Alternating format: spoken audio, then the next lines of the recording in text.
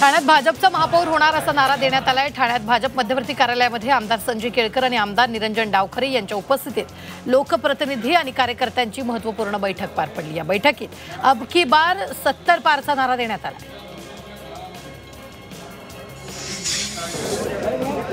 भाजपमध्ये पक्षांतर्गत हालचालींना वेग आलाय। भाजप प्रदेशाध्यक्ष रवींद्र चव्हाण आणि सहसंघटन मंत्री शिवप्रकाश यांनी मंत्र्यांसोबत घेतलेल्या बैठकीत महत्त्वाच्या सूचना दिल्यात। पक्षांकडे लक्ष द्या, तुमच्या कामाचं मूल्यांकन सुरू आहे असा स्पष्ट इशारा भाजप मंत्र्यांना देण्यात आला। मराठी महापौर होईल असं विधान खासदार संजय राऊतांनी केलं, तर ठाकरे बंधूंच्या एकजुटीतून महापौर होईल शिंदेंच्या बॅनरवर राऊतांनी जोरदार पलटवार केला।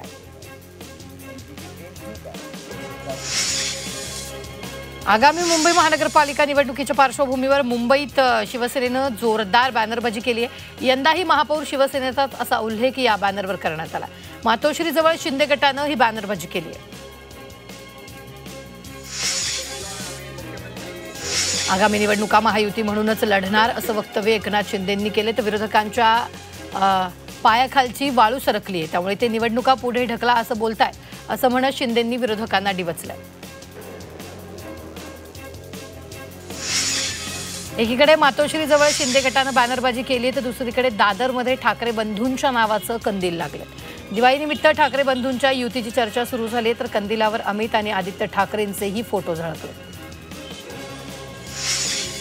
उद्धव ठाकरेंनी मार्मिकच्या दिवाळी अंकातील लेखातून ठाकरे ब्रँडवर भाष्य केले। ठाकरे बंधू एकत्र आले तर झाली कावकाव सुरू असा टोला उद्धव ठाकरेंनी लगावला। महाराष्ट्राचं मराठीपणच हिरावून घेण्याचा हा डाव उधळून लावायला ठाकरे बंधू एकत्र आलेत असा इशारा उद्धव ठाकरेंनी दिला। सामनाच्या दिवाळी अंकातून सरकारवर हल्लाबोल करण्यात आला। आमदार खासदारांची खरेदी विक्री 50,000 100 कोटींना, तर शेतकऱ्यांची बोळवण नुकसान भरपाई 5,000 असं म्हणत उद्धव ठाकरेंनी महायुती सरकारवर निशाणा साधला। मनसे अध्यक्ष राज ठाकरेंनी तातडीने पदाधिकाऱ्यांचा मेळावा आयोजित केलेला आहे। निवडणूक आयोगाच्या भेटीनंतर हा मेळावा आयोजित करण्यात आला। या मेळाव्यात मनसेच्या बीएलए गटाध्यक्ष पदाधिकाऱ्यांना बोलवण्यात आले। 19 ऑक्टोबरला सकाळी 10 वाजता हा मेळावा होईल। इज्जत गेली गावाची मग आठवण आली भावाची म्हणत उपमुख्यमंत्री एकनाथ शिंदेंनी नाव न घेता ठाकरे बंधूंवर टोला हाणला। विरोधक रडीचा डाव खेळत आहेत अशी टीकाही शिंदेंनी विरोधकांवर केली। विरोधी पक्षनेता बंध्या एवढंच संख्याबळ विरोधकांकडे आहे का असं म्हणत उपमुख्यमंत्री एकनाथ शिंदेंनी विरोधकांना डिवचला। फेसबुक लाईव्ह लोकांना चालत नसून थेट भेट चालते, शिंदेंनी उद्धव ठाकरेंना खोचक टोला लगावला। रत्नागिरीमध्ये शिवसेनेच्या पदाधिकाऱ्यांना मार्गदर्शन करताना ते बोलत होते। महाविकास आघाडीची मनसेच्या वाढत्या जवळीकीनं काँग्रेसमध्ये अस्वस्थता असल्याचं पाहायला मिळते। निवडणूक आयोगाची बैठक आणि पत्रकार परिषदेत काँग्रेस प्रदेशाध्यक्ष हर्षवर्धन सपकाळांची अनुपस्थिती चर्चेत आहे। पत्रकार परिषदेत सपकाळांऐवजी बाळासाहेब थोरात आणि वडेट्टीवारांची उपस्थिती होती।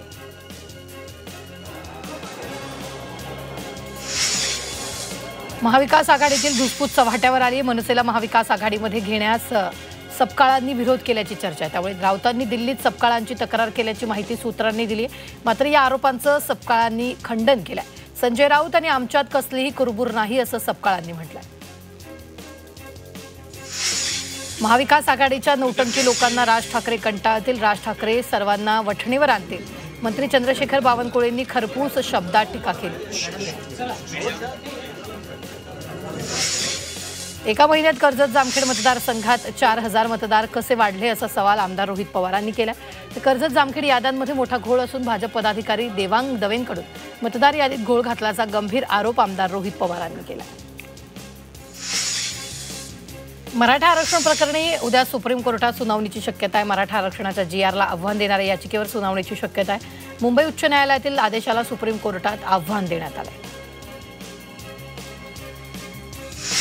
शिवसेनेचे आमदार अर्जुन खोतकर यांना भाजप नेते कैलास गोरंट्याल यांनी आव्हान देत स्थानिक स्वराज्य संस्थांच्या निवडणुकांसह महापालिका निवडणूक मैत्रीपूर्ण व्हावी यासाठी गोरंट्याल आग्रही आहेत। महानगरपालिकेवर भाजपचाच झेंडा फडकणार असा दावाही गोरंट्याल यांनी केला।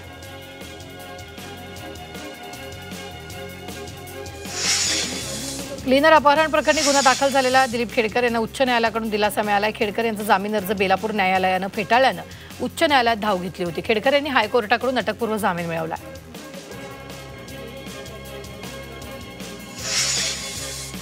बिहार विधानसभा निवडणुकीसाठी भाजपकडून स्टार प्रचारकांची यादी जाहीर करण्यात आली आहे। नरेंद्र मोदी यांच्यासह 40 नेत्यांचा या यादीत समावेश आहे। मुख्यमंत्री फडणवीस यांचा स्टार प्रचारक म्हणून यादीत समावेश आहे।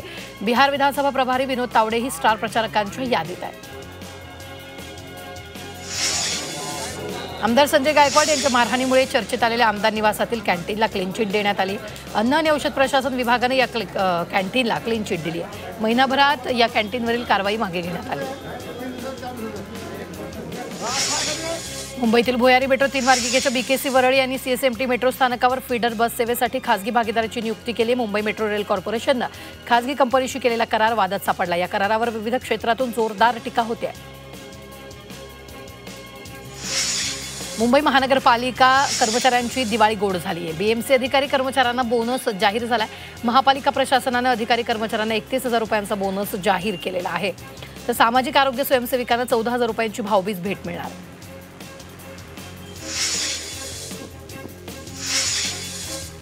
ठाणे महानगरपालिकेकडून 24,500 रुपये अधिकारी आणि कर्मचाऱ्यांना दिवाळी बोनस जाहीर करण्यात आला। त्यामुळे यंदा महानगरपालिकेच्या कर्मचाऱ्यांची यंदाची दिवाळी गोड होणार आहे। तसंच नवी मुंबई महानगरपालिका कर्मचाऱ्यांना 34,500 रुपये बोनस देण्यात आला। मुंबईतील शिवाजी पार्क परिसरातील रहिवाशांनी यंदा दिवाळी सणात प्रदूषण कमी करण्यासाठी पुढाकार घेतलाय। पर्यावरणपूरक दिवाळी साजरी करण्यासाठी इको फ्रेंडली दिव्यांचा वापर आणि प्लास्टिक मुक्त सजावटीला प्रोत्साहन देण्याचं आव्हान स्थानिकांनी केलं आहे। दक्षिण मुंबईच्या अनेक भागात मुसळधार पाऊस झाला। अचानक आलेल्या पावसामुळे नागरिकांची चांगलीच तारांबळ उडाली। मात्र वातावरणात गारवा निर्माण झाल्यानं अनेक दिवसांपासून उकाड्यानं हैराण झालेल्या नागरिकांना दिलासा मिळाला।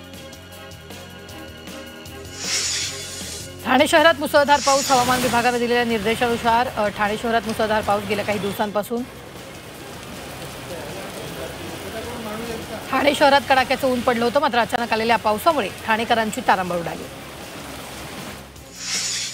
कल्याणमध्येही ढगांचा गडगडाट आणि विजांच्या कडकडाटासह पाऊस पडला। अचानक पावसामुळे नागरिकांची तारांबळ उडाली। परिसरामध्ये अचानक उष्णता वाढल्यानं नागरिक हैराण झाले।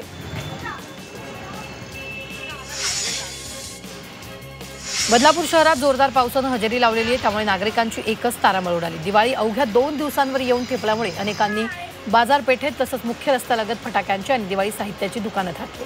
अचानक आलेल्या पावसाचा मोठा फटका व्यापाऱ्यांना सहन करावा लागला।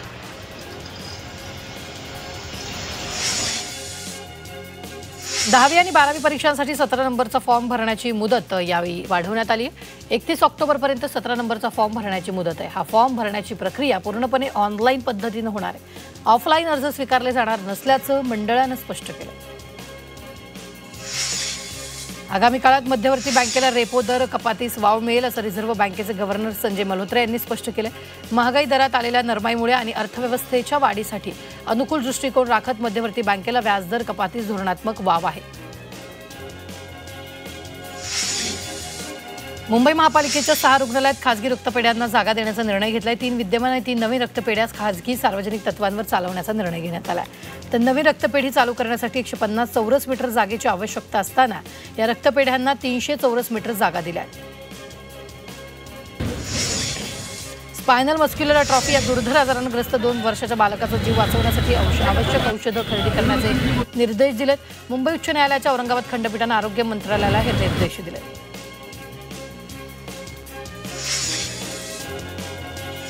राज्यात रक्ताचा तुटवडा जाणवू नये यासाठी राज्य रक्त संक्रमण परिषद समन्वयकाची भूमिका बजावणार आहे। यामुळे विविध जिल्ह्यांमध्ये रक्ताचा साठा संतुलित ठेवता येणार आहे।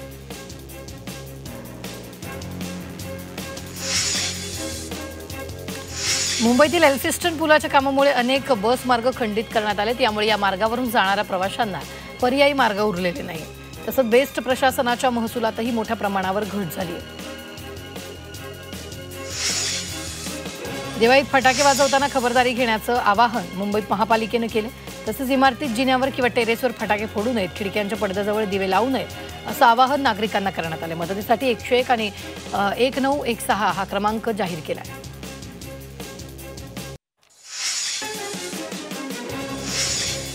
डोंबिवली पश्चिम येथील गजानन वडापाव विक्रेत्याच्या चटणीत अळ्या आढळल्यानं परिसरात एकच खळबळ उडाली आहे। भाजी विक्रेत्या महिलांनी खाण्यासाठी वडापाव घेतला असता चटणीत अळ्या असल्याचं लक्षात आलं।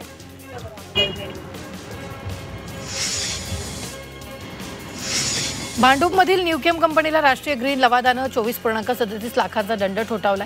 या परिसरातील नागरिकांनी प्रदूषणाचा थर वाढला असल्यासंदर्भात तक्रार केली। त्यानंतर महाराष्ट्र प्रदूषण नियंत्रण मंडळाने चौकशी केली असता न्यूकेम कंपनीचा उद्योग वैध परवानगीशिवाय चालू असल्याने समोर आलं।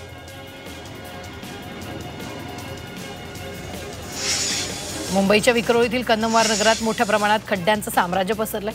या खड्ड्यांमुळे संपूर्ण मार्गावर धूळ पसरली आणि या धुळीमुळे रहिवाशांना सर्दी, खोकला अशा अनेक आजारांना सामोरं जावं लागतं। मुंबई अहमदाबाद महामार्गावरील वाहतूक कोंडीबाबत मंत्री गणेश नाईक यांनी प्रतिक्रिया दिली आहे। या महामार्गावरील वाहतूक कोंडीला कंटाळलेले नागरिक एक दिवस रस्त्यावर उतरतील अशी भीती गणेश नाईकांनी व्यक्त केली आहे। अभिनेत्री राखी सावंत आणि तिचा पती आदिल दुरानी यांच्यातील वाद सामंजस्याने मिटवलाय, त्यामुळे एकमेकांविरोधातील गुन्हे रद्द केलेत। राखीने पतीवर धमकी, छळ आणि अनैसर्गिक लैंगिक संबंधाचे आरोप केले होते। भिवंडी निजामपूर महानगरपालिकेच्या अंतर्गत काम करणाऱ्या आशा कामगारांनी पालिकेवर मोर्चा काढला। गेल्या 4 महिन्यांपासून पगार आणि दिवाळी भत्ता न मिळाल्याने आशा कामगारांनी निषेध व्यक्त करत मोर्चा काढला। भिवंडी पालिकेसमोर पद्मानगर तेलगू माध्यमिक शाळेच्या विद्यार्थ्यांनी मोर्चा काढलाय। मनपाला शाळेची इमारत धोकादायक असल्याचं सांगून विद्यार्थ्यांना दुसऱ्या शाळेत स्थलांतरित करून जिम हॉल बांधण्यात येणार आहे, त्यामुळे तेलगू समाजातील विद्यार्थ्यांना शिक्षणासाठी शाळा राहणार नाहीये, त्यामुळे संतप्त विद्यार्थ्यांनी मोर्चा काढला। कल्याणच्या कुंभारवाड्यात किल्ले छत्रपती शिवाजी महाराजांची मूर्ती मावळे घेण्यासाठी नागरिकांनी गर्दी केली। यंदा बाजारात प्लास्टर ऑफ पॅरिसचे रेडीमेड किल्ले देखील उपलब्ध झाले। या रेडीमेड किल्ल्यांना नागरिकांनी चांगलाच प्रतिसाद दिला। रस्त्यावर पार्क केलेल्या सायकलमध्ये कोबऱ्याचं पिल्लू लपून बसलं होतं। या कोबऱ्याच्या पिल्लाने एका महिलेला चावा घेतला। खारघरमधील धक्कादायक घटना आहे। सायकलीच्या चेन कव्हरजवळ हे पिल्लू गुंडाळून बसलं होतं। महिलेला सापानं चावल्याचं लक्षात येत असलेल्या तातडीनं रुग्णालयात हजर करण्यात आलं। 15 वर्षापेक्षा अधिक वयाच्या अल्पवयीन पत्नीशी शारीरिक संबंध ठेवणे हा गुन्हा ठरत नाही असा निकाल अलाहाबाद उच्च न्यायालयाने दिला। त्या आधारे न्यायालयाने 2007 मध्ये दिलेली एकाची शिक्षाही रद्द केली। मुंबईत एका आरोपीला तब्बल 48 वर्षानंतर अटक करण्यात आली। आरोपीनं तारुण्यात एका महिलेच्या हत्येचा प्रयत्न केला होता। त्यानंतर आता वयाची 70 ओलांडल्यानंतर त्यांच्यावर कारवाई केली। उल्हासनगर शहरात धुमाकूळ घालणाऱ्या पिकाचू गँगला अखेर पोलिसांनी जेरबंद केले। उल्हासनगर पोलिसांनी कल्याण या ठिकाणावरून सापळा रचून 3 आरोपींना अटक केली।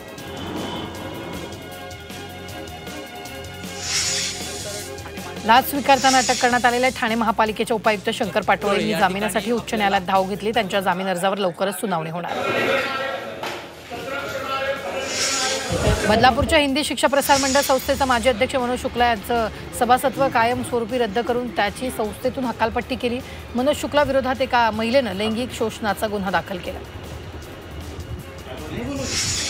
भिवंडीत घरफोडी आणि मोबाईल चोरी करणाऱ्या सराईत गुन्हेगाराच्या टोळीला अटक करण्यात आली। या गुन्हेगाराच्या टोळीवर घरफोडी, मोबाईल चोरीचे एकूण 9 गुन्हे दाखल आहेत।